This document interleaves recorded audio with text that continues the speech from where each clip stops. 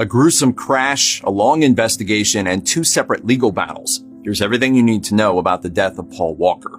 Before his tragic death in 2013, Paul Walker had established himself as a prominent actor in the entertainment industry. Most notably, in 2001, Walker starred as Brian O'Connor in the film that would forever change his career, The Fast and the Furious. Walker reprised his role in the successful franchise's many sequels. While he was on break from filming Fast and Furious 7, the actor decided to host a fundraiser via his Reach Out Worldwide charity.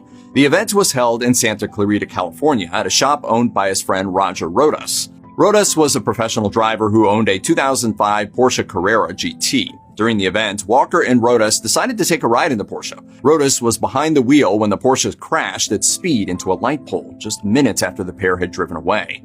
Paul wanted to go for a ride. Wanted to go for a ride in the car, so they went for a ride, and that was the last that we saw of them. The car quickly became engulfed in flames, killing both Walker and Rodas. Walker was only 40, while Rodas was 38. An autopsy revealed that Walker suffered extensive fractures in the accident, including to his jaw and collarbone. Walker was also severely burned, and dental records had to be used to identify his body. In the wake of the accident, the Los Angeles County Sheriff's Department and the California Highway Patrol were tasked with investigating Paul Walker's death and the factors that had contributed to the accident. Ultimately, it was deemed that Rodas had been driving too fast. Investigators cited tire marks the Porsche left on the street and witness accounts behind their reasoning. They concluded that the vehicle was going between 80 and 93 miles per hour at the time of the accident. The authorities also ruled out a theory that implied that Rodas had been racing another car when he crashed. Equally, investigators were unconvinced that road conditions or mechanical failure were at fault for the accident. However, they did note that the Porsche's tires were 9 years old and should have been replaced. This suggested that the handling characteristics of the vehicle may have been compromised at the time of the accident. Moreover, they concluded that drugs and alcohol did not contribute to Rodas losing control of the Porsche. Despite the conviction that speed had caused the crash, Walker's loved ones still don't understand how it could have happened. Friend Paul Townsend stated, "With 2 people with the automotive experience of Paul and Roger, it's unfathomable, at least in mind, that this would have been a case of driver error." However, the 2005 Porsche Carrera GT does have a reputation for being incredibly difficult to operate.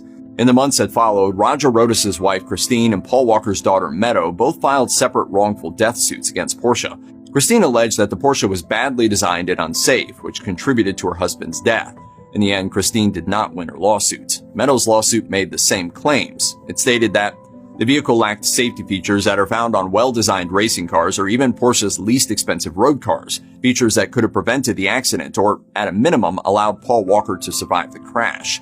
Porsche fired back at these allegations. The company noted that the 2005 Porsche Carrera GT involved in the crash was abused and altered and misused and improperly maintained. They added that Walker was a knowledgeable and sophisticated user who knew what he was getting himself into when he stepped into the vehicle.